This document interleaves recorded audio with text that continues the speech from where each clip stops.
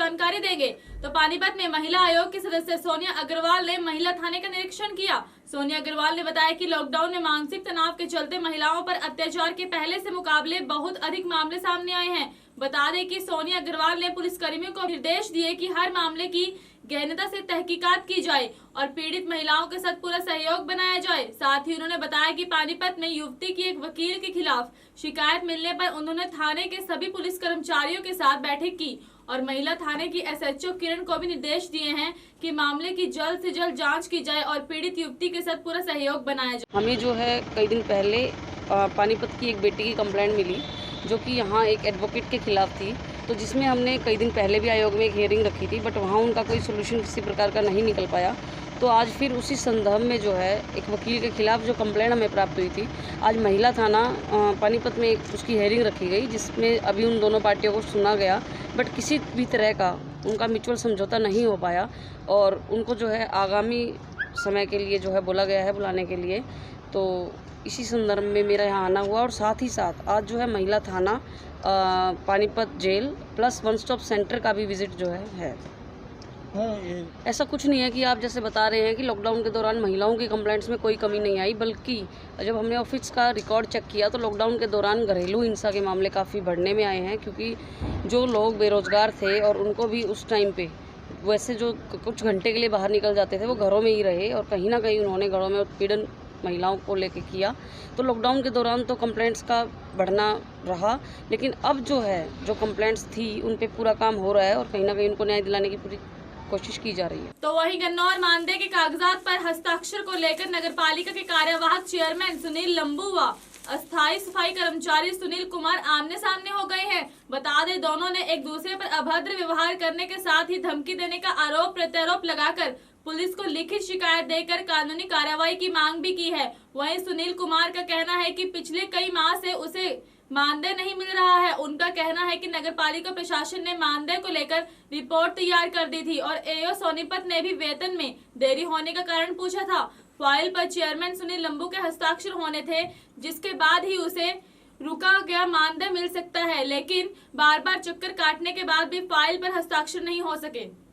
जी, मैं अपनी नगर पालिका में गया था अपनी सैलरी के लिए।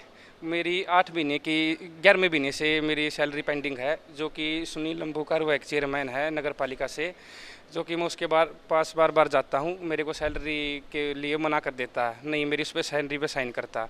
और हमारे सेक्रेटरी साहब हैं, अकाउंटेंट साहब हैं और अपने हमारे सफाई निरीक्षक है, उन्होंने सभी ने मेरी फ़ाइल पुटअप कर रखी है उसके चेयरमैन के लिए जी। और चेयरमैन साहब से मैंने आज बोला, रिक्वेस्ट करी, सर मेरी सैलरी निकाल दो, मैं गरीब आदमी हूँ, मैं अपनी सैलरी ले लूँगा। उसने मेरी फ़ाइल मेरे सर पर मारी और मेरे को गाली गलौचा दी। और हमारे विधायक जी को और MP साहब को भी उसने जी, हमारे SDM साहब को और विधायक जी को और MP साहब को काफ़ी गालियाँ दी हैं और मेरे को भी काफ़ी गालियाँ दी हैं। तेरे को जहाँ पर जाना वहीं चले जाओ, तेरी सैलरी मैं बिल्कुल भी नहीं दूंगा। SDM साहब से जी मैंने लिखित में आदेश दरखास्त दी है, जो कि फ़िलहाल अंदर मीटिंग चली हुई है, मैं मिल नहीं पा रहा जी। जाते वक्त कहा, अगर कहीं जहाँ भी जाना वहाँ चले जाओ, मेरे पास बंदूक का लाइसेंस बना हुआ है तो मैं तेरे को उड़ा भी दूंगा।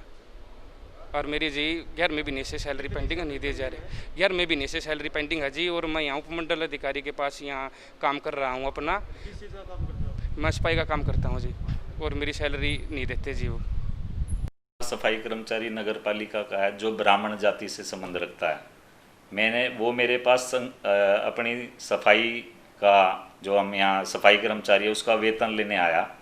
वो नगर पालिका का कर्मचारी है, अस्थायी सफाई कर्मचारी, और वो 2-2.5 वर्ष से लगातार तहसील कार्यालय गन्नौर में काम कर रहा है। और हाजिरी का उन्होंने 3-4 महीने से या 5-7 महीने से बनाया। मैं तो खैर यहाँ 3-4 महीने से आया हूँ। और जब मैंने उनको कहा भाई हाजिरी आप यहाँ फ़ाइल रख जाओ, मैं अपने आप पढ़ के साइन करूँगा। पहली बात तो फ़ाइल उनको लेने का कोई अधिकार नहीं है, वो या तो हमारे सेक्रेटरी साहब साइन कराएंगे या अकाउंटेंट साहब साइन कराएंगे। वो फ़ाइल पता नहीं कहाँ से लिए घूम रहे हैं, इसका किसी को अता पता भी नहीं है। और जब मैंने इनकी मेल इस बाबत मैंने DC साहब सोनीपत को भेज दिया कि हमारा सफाई कर्मचारी नगर पालिका गन्नौर है, इसकी हाजिरी लगनी चाहिए, ये यहाँ गन्नौर में लगनी चाहिए नगर पालिका में, और हाजिरी लगती है इसकी तहसील कार्यालय गन्नौर में, जिसकी हाजिरी तहसीलदार साहब गन्नौर द्वारा लगाई जाती है।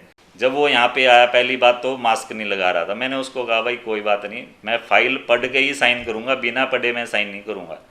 पर वो कहता जी आप अभी साइन करो, ज़बरदस्ती करने लगा। मैं बोला भाई ज़बरदस्ती साइन नहीं होता, सफाई कर्मचारी है, सफाई कर्मचारी की तरह से ही बात कर।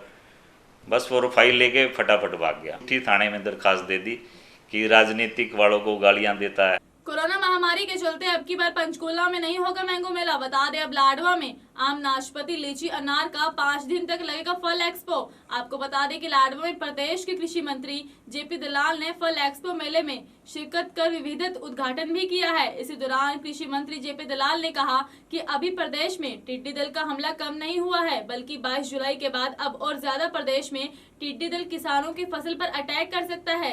साथ ही उनसे जब 20 तारीख को हो रहे प्रदेश में किसान ट्रैक्टरों पर काले झंडे लगाकर प्रदर्शन को लेकर सवाल पूछा गया तो उन्होंने कहा कि जो किसान राजनेता खाली बैठे हुए हैं, जिन पर कोई मुद्दा नहीं है, जो पीटे हुए मोहरे हैं, वही ऐसा काम कर रहे हैं। पिछले बहुत सालों से इंदौर के अंदर एक आम का मेला इस मौसम में लगाते रहे हैं। इस बार इस मेले को हम इंदौर एक शहर से निकाल के खेत में लेके आए हैं, जो आपके सामने है। और एक फल से सीमित ना रखते हुए एक फल पे भिन्न भिन्न जो हमारे इलाके के अंदर आम का है या लीची का है, नाशपाती का है, आड़ू का है, किसी भी तरह के जो अलग अलग तरह से फल हैं, उन सभी का प्रत्येक दिन एक फल को लेकर प्रदर्शन। जिस तरह से कोरोना का संकट है, टिड्डी दल का संकट किसानों के लिए उससे भी ज़्यादा है। पहले हरियाणा पे जो अटैक हुआ बहुत ज़बरदस्त अटैक था। 5 दल एक ही रात में आ गए। पलवल में था, नू में था, महेंद्रगढ़ जिले में था, हमारे दादरी में था, मेरे क्षेत्र लोहारू में था और उसमें सरसद के एलनाबाद में था। कल भी हमने मुख्यमंत्री जी से मीटिंग की है। मुख्यमंत्री जी ने सब अधिकारियों की और टिड्डी दल के एक्सपर्ट की मीटिंग ली। भारत सरकार से ये एडवाइजरी आई है कि अभी जो टिड्डियाँ हैं जो हरियाणा में आई है वो तो सिर्फ 16% है। असली खतरा तो 22 जुलाई के बाद फिर शुरू होगा। और हमें जो खबर लगी है कि झुंझुनू के पास बहुत सारे इलाके के अंदर इन्होंने प्रजनन कर लिया है।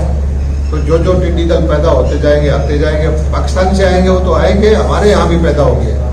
तो उसके लिए हमने मुख्यमंत्री जी ने पूरी छूट दे दी है कि आपको हेलीकॉप्टर किराए पे लेना है तो हेलीकॉप्टर लीजिए, ड्रोन खरीदने हैं या लीज पे लेना है तो वो लीजिए।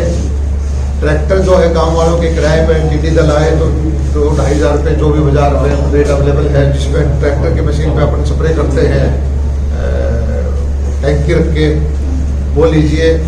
और कोई देश के अंदर भी कोई भी तकनीक है टिड्डी दल को रोकने के लिए, उसको अपनाइए। हरियाणा के पूर्व मुख्यमंत्री और नेता प्रतिपक्ष भूपेंद्र सिंह हुड्डा ने रोहतक के चीड़ी गांव में हुई सरपंच की हत्या पर कड़ी प्रतिक्रिया दी है। हुड्डा का कहना है कि बीजेपी सरकार के दौरान हरियाणा में कानून व्यवस्था का दिवाला निकल चुका है। साथ ही उन्होंने कहा कि ऐसा लग रहा है कि हरियाणा में जंगल राज चल रहा हो। और हुड्डा ने कहा कि अपराधियों के सिवाय मौजूदा सरकार से कोई वर्ग खुश नहीं है। वहीं भूपेंद्र सिंह हुड्डा ने कहा कि सरपंच की हत्या की निष्पक्ष जांच होनी चाहिए और अपराधियों को भी सरकार कड़ी सजा दिलवाए। साथ ही उन्होंने यह भी कहा कि सरपंच के परिवार को उचित मुआवजे के साथ साथ सरकारी नौकरी भी देनी चाहिए। हरियाणा में आज कानून व्यवस्था खत्म होकर बिल्कुल जंगल राज हो गया है और अपराध के मामले में यूपी और बिहार को भी पीछे छोड़ दिया है और बार बार आगाह कर रहे हैं सरकार को कि कानून व्यवस्था को संभालिए। कानून व्यवस्था बिल्कुल चरमरा चुकी है, ना पुलिस वाले सेफ हैं। जैसे पिछली बार पुलिस वालों को भी कत्ल हुआ और मेरे को बहुत आहत हुई है कि कल रात को जो है चिड़ी गांव के सरपंच जो बालकृष्ण वाल्मीकि जी थे, बहुत अच्छे कार्यकर्ता थे, उनको घर में घुस के मारा गया और इससे ज्यादा आहत हो नहीं सकती है। तुरंत दोषियों को पकड़ा जाए, सजा दी जाए और सरपंच साहब को जो उनके परिवार को मुआवजा दिया जाए और कोई न कोई उनको नौकरी दी जाए। तो वहीं पंजाब के जलंधर में श्रोमणी अकाली दल की ओर से विभिन्न मांगों को लेकर एडीसी जसबीर सिंह को मांग पत्र सौंपा गया, जिसमें सरकारी राशन को सही ढंग से न बांटने का मुद्दा अहम रखा गया है। तो वहीं श्रोमणी अकाली दल के प्रवक्ता का कहना है कि कोरोना महामारी में केंद्र सरकार की ओर से जरूरतमंद लोगों के लिए भरपूर राशि भेजी जा चुकी है, पर उसमें से 10% थी। बता दें, लोगों ने आवंटित नहीं हुआ है। साथ ही उन्होंने यह भी कहा कि सरकार लोगों को सुविधा देने की बजाय हर काम का घपला कर रही। ਅੱਜ ਅਸੀਂ ਡੀਸੀ ਸਾਹਿਬ ਨੂੰ ਜਿਹੜਾ ਰਾਸ਼ਨ ਦੇ ਵਿੱਚ ਅਸੀਂ ਪਹਿਲਾਂ ਵੀ ਕਿਹਾ ਸੀਗਾ ਮੈਮੋਰੰਡਮ ਦੇਣ ਵਾਸਤੇ ਆਏ ਹਾਂ ਕਿ ਉਸ ਟਾਈਮ ਮੀਡੀਆ ਦੇ ਥਰੂ ਅਸੀਂ ਦੱਸਿਆ ਸੀ ਕਿ ਕੌਂਸਲਰ ਤੇ ਐਮਐਲਏ ਆਪਣੇ ਚੇਤਿਆਂ ਨੂੰ ਤੇ ਆਪਣੇ ਜਿਹਨਾਂ ਇਹਨਾਂ ਦੇ ਵੋਟਰ ਨੇ ਉਹਨਾਂ ਨੂੰ ਪਿਕ ਐਂਡ ਚੂਜ਼ ਕਰਕੇ ਰਾਸ਼ਨ ਵੰਡਿਆ ਗਿਆ ਤੇ ਉਸ ਵੇਲੇ ਕਹਿੰਦੇ ਕੋਈ ਪ੍ਰੂਫ ਨਹੀਂ। ਅੱਜ ਪ੍ਰੂਫ ਅਖਬਾਰਾਂ 'ਚ ਲੱਗੇ। ਮੈਂ ਮੀਡੀਆ ਦੇ ਧੰਨਵਾਦੀ ਹਾਂ ਜਿਨ੍ਹਾਂ ਨੇ ਉਹਨਾਂ ਨੂੰ ਫੜ ਕੇ ਅਖਬਾਰਾਂ 'ਚ ਨੰਗੀਆਂ ਕੀਤਾ।